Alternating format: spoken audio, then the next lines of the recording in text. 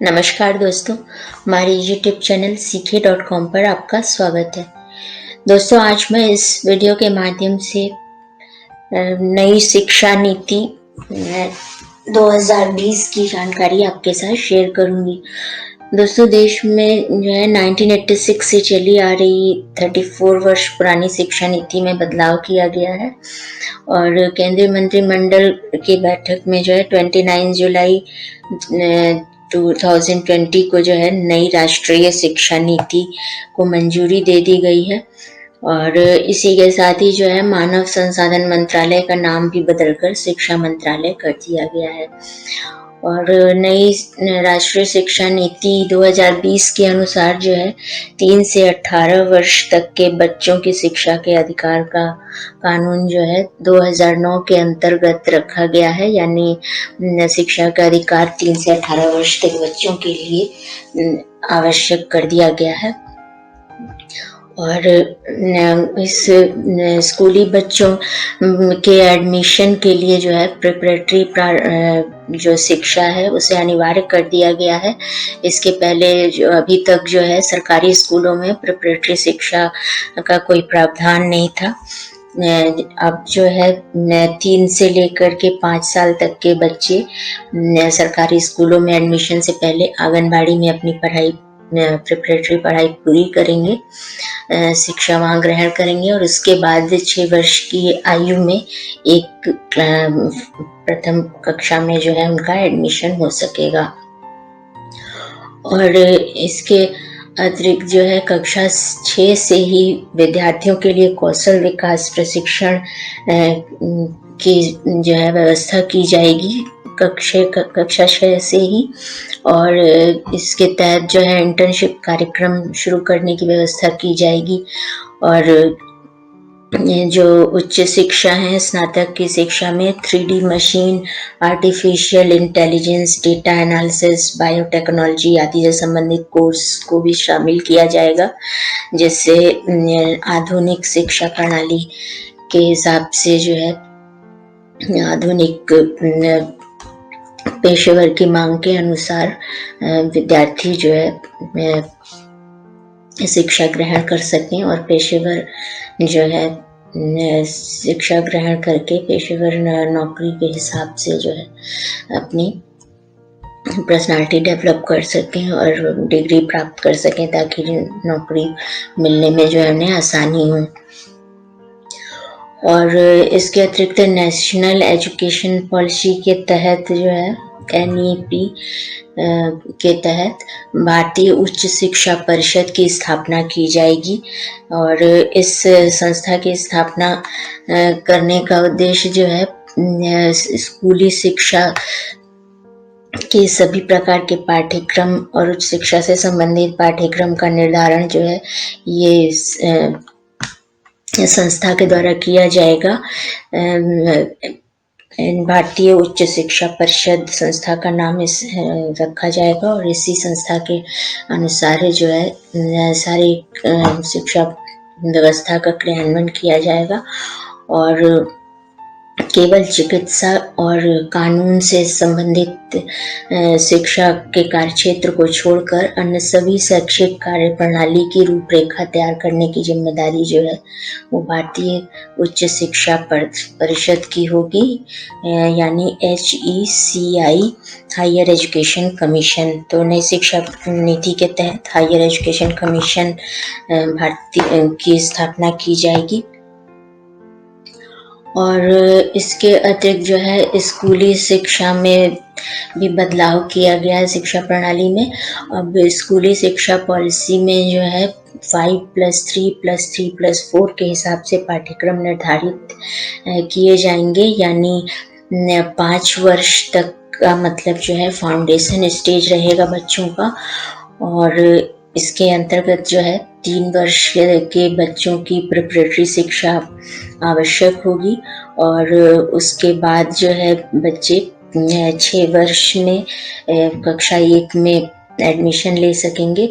तो प्रथम समूह जो होगा 5 वर्ष वो 3 वर्ष से लेकर के 6 वर्ष तक के 3 से लेकर 8 वर्ष तक के बच्चों के का होगा, जिसमें जो है प्रिपरेटरी शिक्षा से लेकर कक्षा 2 तक की पढ़ाई का पाठ्यक्रम निर्धारित किया जाएगा। और दूसरा समूह जो है 8 से 11 वर्ष के बच्चों का होगा। इसमें जो है कक्षा 3 से लेकर 5 तक के बच्चों के पाठ्यक्रम की रूपरेखा निर्धारित की जाएगी। और इसके बाद तीसरा समूह होगा जो 11 से 14 वर्ष तक के बच्चों का होगा। और इस समूह में जो है कक्षा 6 से 8 तक के पाठ्यक्रम की रूपरेखा निर्धारित की जाएगी। और चौथा समूह जो है 14 से 18 वर्ष तक के स्कूली बच्चों का होगा। इसमें कक्षा 9 से 12 तक के पाठ्यक्रम की रूपरेखा शामिल होगी। तो इस प्रकार से 5+3+3+4 के हिसाब से जो है पाठ्यक्रम को डिज़ाइन किया जाएगा। और अभी तक जो है पुरानी शिक्षा नीति जो अभी तक चल रही है उसके हिसाब से 10+2 के हिसाब से जो है पाठ्यक्रम डिज़ाइन किए जाते हैं। तो अब 4 समूहों में बांटकर पाठ्यक्रम को डिज़ाइन किया जाएगा। और कक्षा 5 तक बच्चों के शिक्षा का माध्यम जो है मातृभाषा या क्षेत्रीय भाषा को बनाए जाने पर जोर दिया जाएगा। और इसके अतिरिक्त कक्षा 8 और आगे की शिक्षा में विद्यार्थियों को मातृभाषा को शिक्षा का माध्यम चुनने में प्राथमिकता का विकल्प दिया जाएगा।